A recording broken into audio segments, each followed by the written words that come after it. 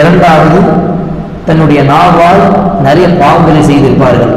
நாவால் பொய் பேசுவது, நாவால் விபச்சாரம் செய்வது, நாவால் கெட்ட வார்த்தை பேசுவது, நாவால் ஒரு மனிதனை துன்புறுத்துவது. அப்ப இதெல்லாம் நாவால் நடக்கக்கூடிய சில பாவங்கள்.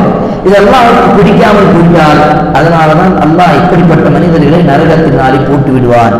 அப்ப நம்மளுடைய நாவு எப்போதும் மற்றவர்களுக்கு உதவி செய்யக்கூடிய, மற்றவர்களை பற்றி நல்லதாக பேசக்கூடிய, ஹைராக இருக்கக்கூடிய அந்த வாயாக இருக்க வேண்டும். இல்லை என்று சொன்னால் அது நம்மளுடைய நரகத்துக்கு செல்லக்கூடிய ஒரு காரணமாக அமையும். அல்லாஹ் பாதுகாக்க வேண்டும்.